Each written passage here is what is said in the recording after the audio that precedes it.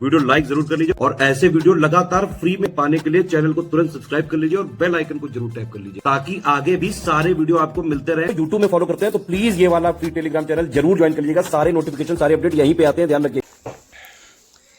नमस्कार दोस्तों, स्वागत है आपका यूपीपीएससी बेस्ट ऑनलाइन कोचिंग के इस यूट्यूब चैनल पर।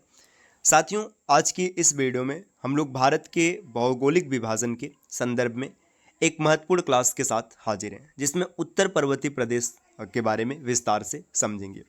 तो चलिए साथियों, शुरू करते हैं आज के इस इंटरेस्टिंग क्लास को।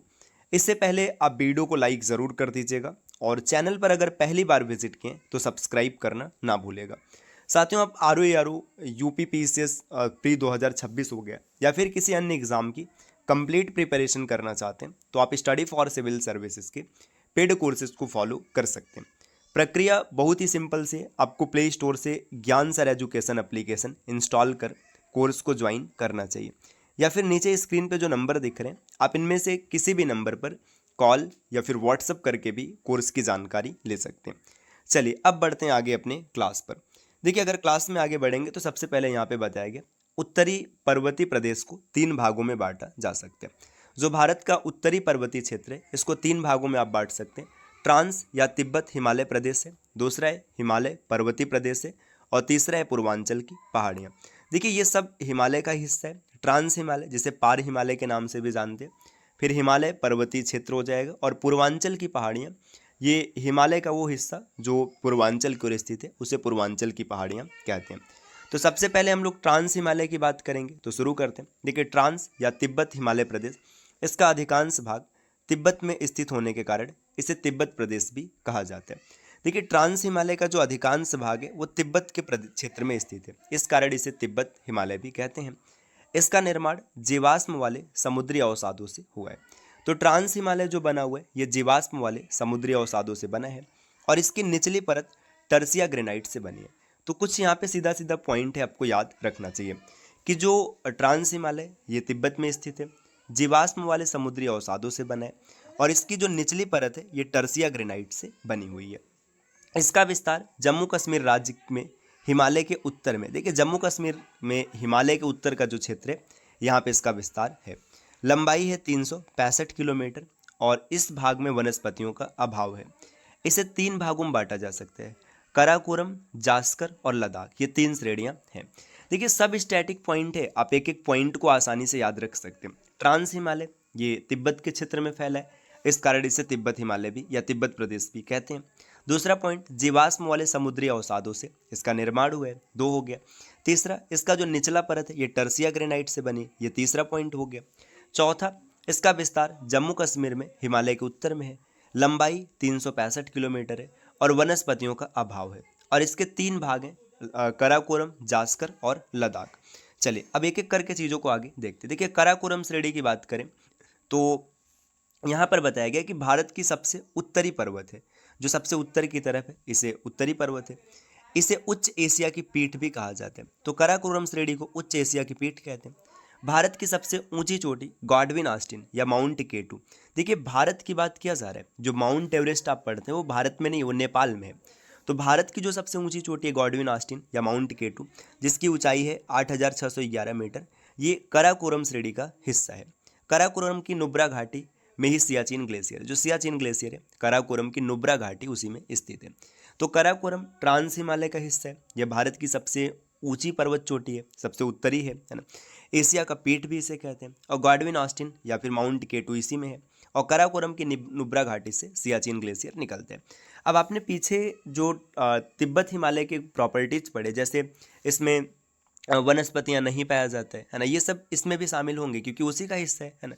आगे लद्दाख श्रेणी की बात करें तो ये काराकोरम के दक्षिण में स्थित है। लद्दाख श्रेणी का जो पूर्वी भाग है इसमें कैलाश श्रेणी तिब्बत और चीन है। तो पहले काराकोरम है, काराकोरम के बाद लद्दाख श्रेणी है। इसके बाद जास्कर श्रेणी की बात करें तो ये लद्दाख के दक्षिण और महान हिमालय के उत्तर में। देखिए, लद्दाख के नीचे आएंगे तो आपको जास्कर मिलेगा और महान हिमालय के उत्तर में है। यह लद्दाख श्रेणी और जास्कर श्रेणी के बीच सिंधु नदी घाटी में स्थित है, मतलब जो सिंधु नदी की घाटी है इसी में स्थित है।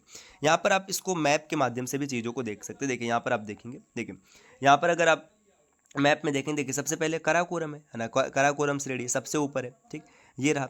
काराकोरम के बाद अगर आप देखेंगे तो यहाँ पे देखिए आपको लद्दाख श्रेणी देखने के लिए मिलेगा, ये बीच में ये वाला रहा, और इसके ठीक नीचे देखिए जास्कर श्रेणी है, और यहाँ पर हिमालय पर्वत है। तो ये आप चीज़ों को देख सकते हैं।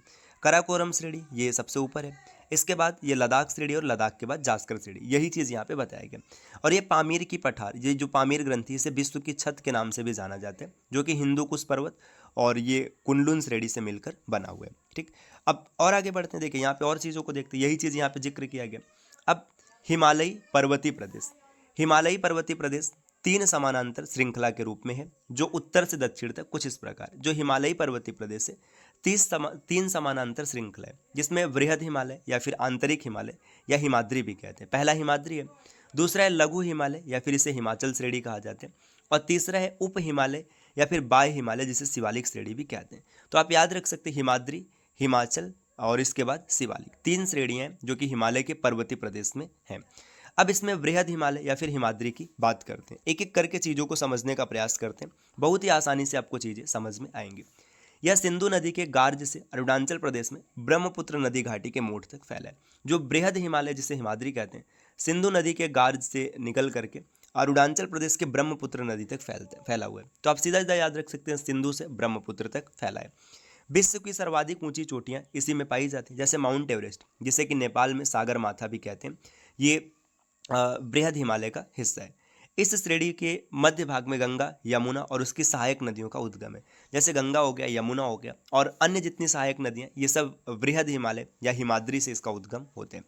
इसी श्रेणी को काटकर सिंधु, ब्रह्मपुत्र, अलकनंदा ने पूर्ववर्ती घाटियों का निर्माण किया। यह नंगा पर्वत से लेकर नामचा बरवा तक एक पर्वतीय दीवार के रूप में फैला हुआ है। नंगा पर्वत से लेकर नामचा बरवा, नंगा पर्वत जो कि इधर सिंधु के पास, मतलब कश्मीर लद्दाख वाले क्षेत्र में, और इसके बाद जो नामचा बरवा है ये अरुणाचल प्रदेश में, यहाँ तक फैला हुआ है। पूर्ववर्ती नदियाँ ये वे नदियाँ हैं जिनका निर्माण स्थल खंड के उत्थान के पहले हो चुका था। यदि नदी के मार्ग में खंड स्थल का उत्थान होता है तो पूर्ववर्ती नदी ऊंचे उठे हुए खंड स्थल को काटकर अपने पुराने मार्ग एवं घाटी को सुरक्षित रखती है। तो ये चीज़ है। देखिए हिमालय की सर्वोच्च चोटी माउंट एवरेस्ट है, जिसे चोमोलोंगमा तिब्बत में कहते हैं और सागरमाथा नेपाल में कहते हैं। तो हिमालय की जो सर्वोच्च चोटी है, पूरी दुनिया की सबसे ऊंची चोटी है माउंट एवरेस्ट, जिसे चोमोलोंगमा और सागरमाथा के नाम से भी जानते हैं। भारत के सर्वोच्च शिखर की बात करें, माउंट केटू, जिसे गॉडविन ऑस्टिन भी कहते हैं, ये अभी हम लोगों ने देखा किस श्रेणी का हिस्सा है। यह वर्तमान पाक अधिकृत कश्मीर जो पीओके है इसका हिस्सा है। ठीक, और आगे बढ़ेंगे, यहाँ पे दिया गया कि भारत में स्थित हिमालय की ऊंची चोटियाँ, भारत में स्थित हिमालय की ऊंची चोटियाँ कंचनजंगा जो कि सिक्किम में और नेपाल की सीमा पर स्थित है। साथियों इसके बाद लघु हिमालय की बात करेंगे, जिसे कि हिमाचल श्रेणी भी कहते हैं। इसका विस्तार हिमालय के दक्षिण में, जो अपने हिमाद्री देखा इसके दक्षिण में, इसकी चौड़ाई 80 से 100 मीटर तक है और औसत ऊंचाई 3700 से 4500 मीटर के बीच में। इसके ढालों पर कोड़धारी वन और छोटे छोटे घास के मैदान पाए जाते हैं। इन्हें कश्मीर में मर्ग कहते हैं। जो लघु हिमालय, कश्मीर में इन्हें मर्ग कहा जाता है, जैसे सोनमर्ग, गुलमर्ग, ये सब चीज़। उत्तराखंड में बुग्याल या प्यार कहते हैं, और मध्यवर्ती भागों में द्वार या दून कहा जाता है, जैसे आपने देहरादून है ना, हरिद्वार, ये सब नाम सुने। तो ये जो लघु हिमालय है या हिमाचल श्रेणी है, इसको दून भी कहा जाता है, मर्ग भी कहा जाता है। विवर्तन की दृष्टि से यह हिमालय प्रायः शांत है। भारत के प्रसिद्ध स्वास्थ्यवर्धक स्थान जैसे शिमला, मसूरी, नैनीताल, रानीखेत, दार्जिलिंग, ये सब लघु हिमालय के निचले भाग में स्थित है, मतलब हिमालय और शिवालिक के बीच में। लघु हिमालय के अंतर्गत कई छोटी छोटी श्रेणियां हैं। तो ये श्रेणियां कुछ इस प्रकार से आप देख सकते हैं, जैसे पीर पंजाल श्रेणी है ना, धौलाधर श्रेणी, नागा टिब्बा श्रेणी, महाभारत श्रेणी, ये सब लघु हिमालय के अंतर्गत आते हैं। इसके बाद दिया है शिवालिक श्रेणी या बाह्य हिमालय। बाह्य हिमालय में क्या देखिए, शिवालिक श्रेणी लघु हिमालय के दक्षिण में स्थित है।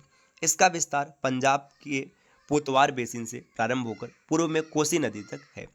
हिमाचल प्रदेश एवं पंजाब में यह अधिक चौड़ा है, जबकि पूरब में यह क्रमशः सकरा होता जाता है। यह हिमालय पर्वत श्रृंखला का नवीनतम भाग है। शिवालिक को अरुणाचल प्रदेश में डाफला, मेरी, अबोर और मिसमी पहाड़ियों के नाम से जाना जाता है। ये जो शिवालिक श्रेणी जब और आगे बढ़ेगा या अरुणाचल प्रदेश में आएगा तो डाफला, मेरी, अबोर, ये सब नाम इसके पड़ जाते हैं। शिवालिक को लघु हिमालय से अलग करने वाली घाटियों को पश्चिम में दून और पूरब में द्वार कहते हैं, जैसे हरिद्वार और देहरादून।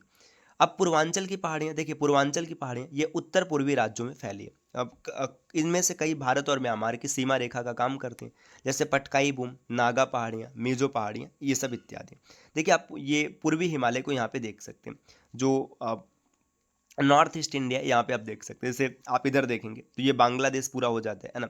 फिर इधर म्यांमार है, तो यहाँ पे आप देख सकते हैं, जैसे नागा श्रेणी हो गया, पटकाई बम है ना, डापला श्रेणी है, तो ये तमाम है, आप इनको देख सकते हैं। अभी हम लोग जब और विस्तार से मैप पढ़ेंगे तो वहाँ पे चीज़ों को देखेंगे। अब हिमालय का प्रादेशिक विभाजन कहने का तात्पर्य प्रदेश के हिसाब से हिमालय को कैसे बांटा गया, तो इसका डिस्कशन हम लोग अगली क्लास में करेंगे। कुछ बेहतरीन और इंटरेस्टिंग फैक्ट्स के साथ आपसे मिलते हैं। तो उम्मीद है कि ये क्लास आपको पसंद आई होगी। इस प्रकार के वीडियोज़ को लगातार देखने के लिए आप चैनल को सब्सक्राइब कर सकते हैं। और साथियों, अगर आपने यूपी पीसीएस, आरओ या फिर किसी अन्य एग्जाम को टारगेट किया है तो आप कंप्लीट प्रिपरेशन कर सकते हैं स्टडी फॉर सिविल सर्विसेज के साथ। इसके लिए आपको प्ले स्टोर से ज्ञान सर एजुकेशन एप्लीकेशन इंस्टॉल करना चाहिए, या फिर नीचे स्क्रीन पे जो नंबर दिख रहे हैं आप इनमें से किसी भी नंबर पर कॉल या व्हाट्सएप कर कोर्स की अतिरिक्त जानकारी ले सकते हैं। तो मिलते हैं साथियों आपसे नेक्स्ट वीडियो में कुछ नए और इंटरेस्टिंग इन्फॉर्मेशन के साथ। तब तक के लिए नमस्कार।